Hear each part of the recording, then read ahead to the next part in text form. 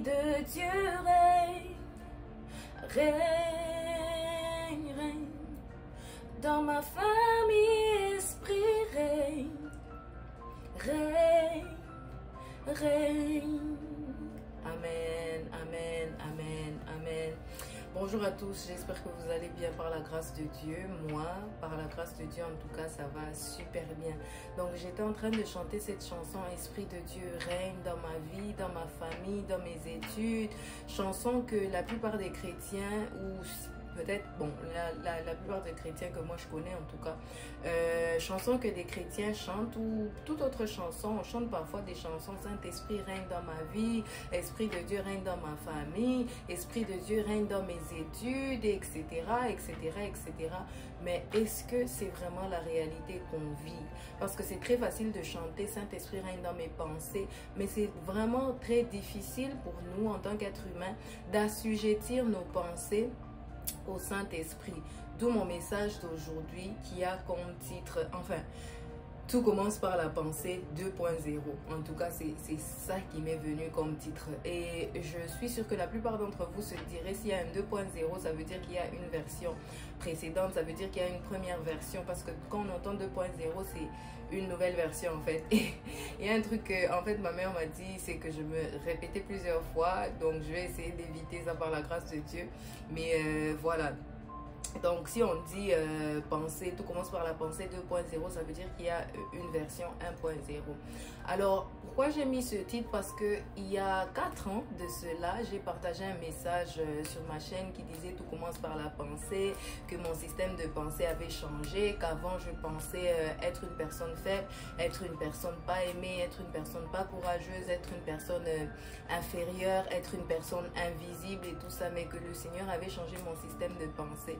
Eh bien, aujourd'hui, je reviens encore et je me dis, ok, je pensais que le Seigneur avait changé mon système de pensée. Je pensais en fait que j'avais gagné, que c'était fini. J'avais arrêté de m'apitoyer sur mon propre sort, mais je me suis rendu compte que 4 ans plus tard, je l'ai encore fait. 4 ans plus tard, durant les années qui se sont passées, comme j'ai partagé dans mon témoignage, en fait, j'avais juste des pensées négatives. J'avais vraiment des pensées négatives. Donc, je me disais que oui, voilà, c'est bon, c'est passé et tout, mais c'est revenu.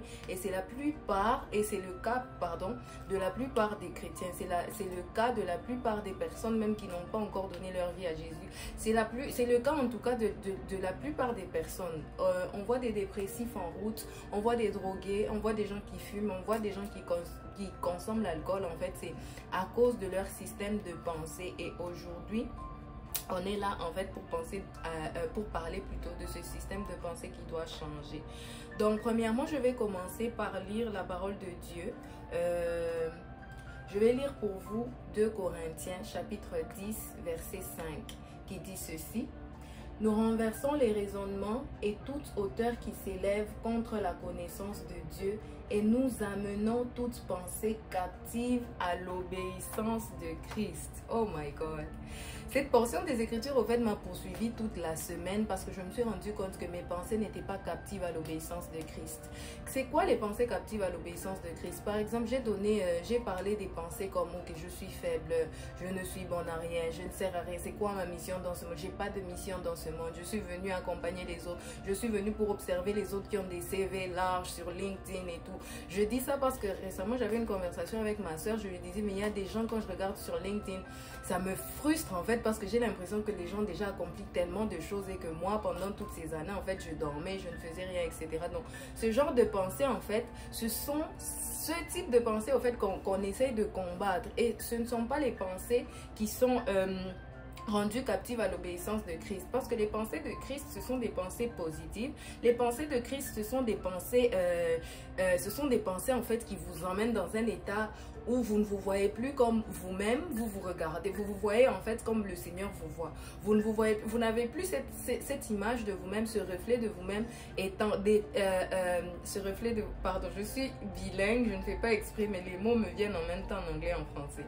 Donc j'essaie en même temps de pouvoir finir une phrase en français en fait du début jusqu'à la fin sans faire usage de l'anglais. Donc il faudrait en fait que vous arriviez dans cet état où vous vous voyez comme le Christ vous voit. Vous avez ce reflet, cette image de vous-même qui est l'image de Christ.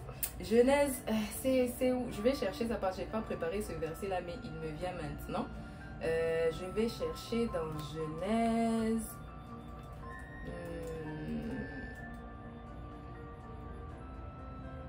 Donnez-moi juste un instant. Voilà. Genèse 1, verset 26. Genèse 1, 26. Genèse 1, 26. Genèse 1, 26 qui dit, puis Dieu dit, faisons l'homme à notre image, selon notre ressemblance, et qu'il domine sur les poissons de la mer, sur les oiseaux du ciel, sur le bétail, sur toute la terre, et sur tous les reptiles qui rampent sur la terre. Donc en fait, c'est ça, faisons l'homme à notre image. L'image est le reflet que vous devez avoir de vous-même. Ce n'est pas ce que vous voyez, ce à quoi vous pensez, mais plutôt ce que Dieu, lui, il a fait en fait. Ce que l'image en fait que Dieu a de vous. Et l'image qu'il a de vous, c'est son image, parce que la parole est claire ici. Elle dit, faisons l'homme à notre image. Vous êtes à l'image de Dieu, donc le reflet de vous, en fait, c'est Dieu. Ce que vous devez voir dans le miroir, en fait, c'est Dieu et non pas vous. Moi, j'avais l'habitude, en tout cas, d'avoir ces pensées. Je l'ai dit en 2020, j'avais l'habitude d'avoir ces pensées négatives. Quand j'ai un problème, vraiment, je vais rester sur le problème.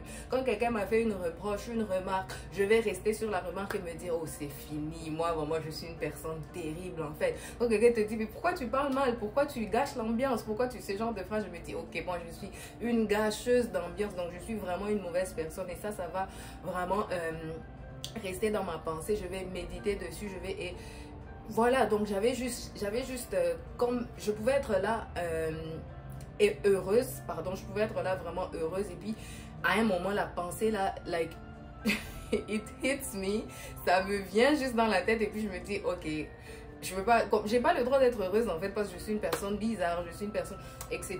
Mais je veux pas être longue, je sais que je parle toujours beaucoup, j'ai toujours beaucoup à dire, mais pour résumer en fait c'est ça. Premièrement, ne vous voyez pas comme vous-même vous voyez, ne vous voyez pas, n'ayez pas au fait de l'image de vous-même que vous voyez, mais ayez plutôt l'image que Dieu a de vous, et c'est ça qu'il a dit dans sa parole. Vous avez été créé à son image, donc vous le reflétez. Vous devez donc refléter son comportement, son système de pensée, sa façon d'agir, sa façon de faire, etc.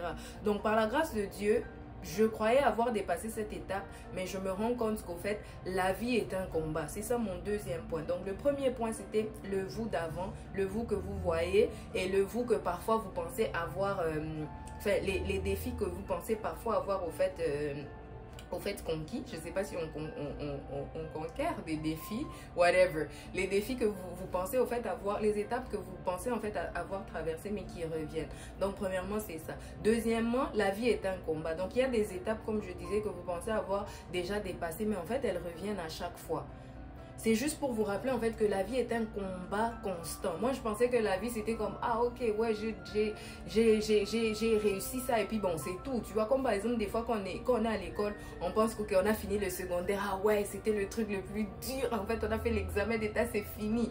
Là on arrive encore à l'université. Arrivé à l'université, on doit faire le badge, ah ouais on doit défendre et tout, je dois défendre. Tu as mal à la tête et tout, tu fais ta défense, tu as fini. Quand tu as fini la défense, ah ouais maintenant, donc il y a à chaque fois, la vie est vraiment un réel combat. Donc des fois on pense qu'on a fini une étape, mais c'est pas fini. Il faudra encore plus pousser, il faudra encore plus avancer, il faudra encore plus grandir. C'est ça en fait mon deuxième point. Et je vais parler je vais lire plutôt Ephésiens 6:12 qui dit: car nous n'avons pas à lutter contre la chair et le sang, mais contre les dominations, contre les autorités, contre les princes de ce monde de ténèbres, contre les esprits méchants dans les lieux célestes.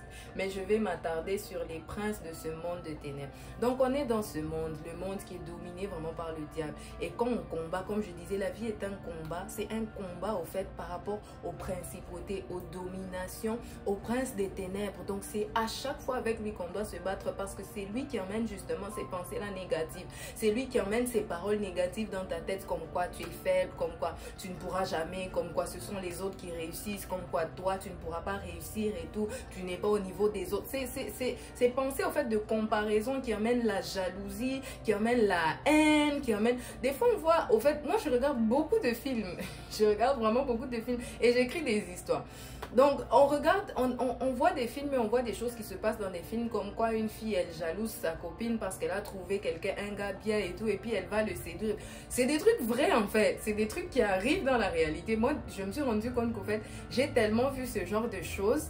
Dans la vraie vie, je sais pas si j'ai vu, mais dans les films, j'ai vu. Et je sais que c'est des choses qui arrivent. Et même quand j'écris des histoires, en fait, j'écris toujours des histoires comme ça. Comme quand les gens te trahissent, les gens te... Enfin, c'est des trucs vraiment qui arrivent. Mais ces gens-là, ils le font pas par eux-mêmes, en fait. C'est pas qu'ils le désirent, c'est pas qu'ils souhaitent vraiment faire le mal et tout. Il y a un esprit, en fait, derrière tout ça. Et c'est cet esprit-là qu'on est en train d'essayer de combattre, en fait. Et pour combattre cet esprit-là, il faut justement rendre toute pensée captive à l'obéissance de Christ, comme on l'a lu au début. Et c'est ça qui est vraiment notre verset de base et le verset que j'aimerais que vous gardiez. Et pour finir, comme j'ai dit, je ne voudrais vraiment pas être longue.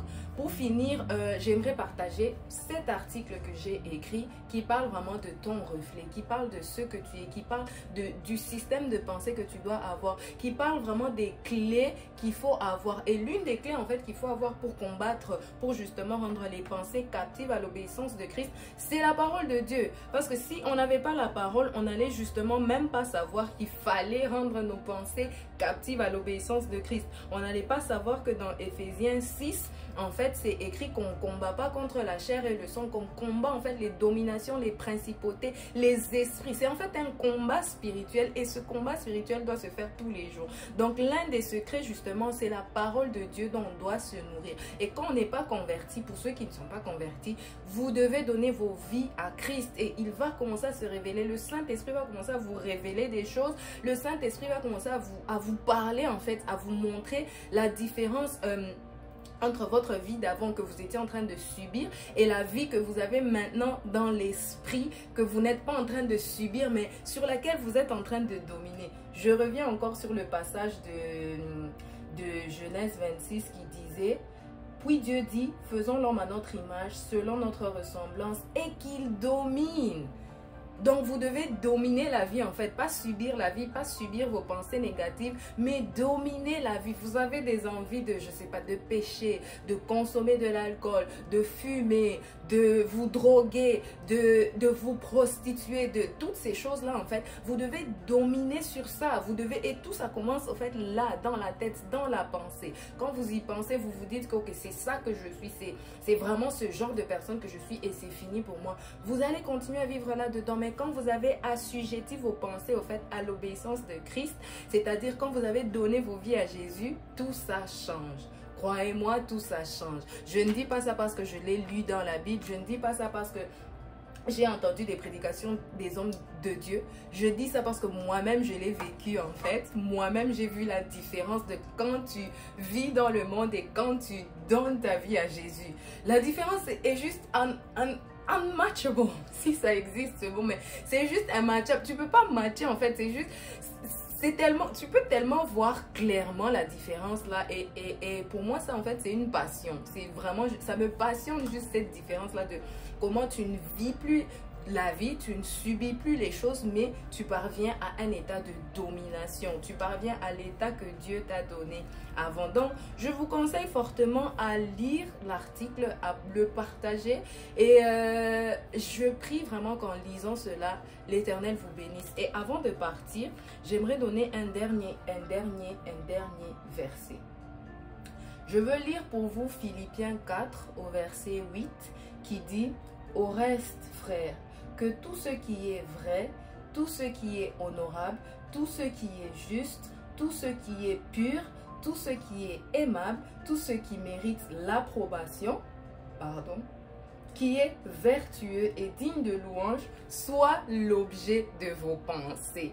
Donc, vous vous demandez sûrement, ok, comment est-ce que je peux rendre mes pensées captives à l'obéissance de Christ? Eh bien, vous n'avez qu'à faire ces choses. Pensez à ce qui est juste. Pensez à ce qui est vertueux. Pensez à ce qui est digne de louange, ce qui est aimable. C'est ça la clé en fait. Mais comment vous saurez ces choses? Donnez votre vie à Jésus, lisez votre Bible, méditez la parole, écoutez les enseignements, parlez à des personnes que vous connaissez qui sont déjà en Christ si vous ne l'êtes pas. Et vous aurez vraiment tous les secrets qu'il faut. Et surtout, faites confiance au Saint-Esprit, que le Saint-Esprit soit votre meilleur ami.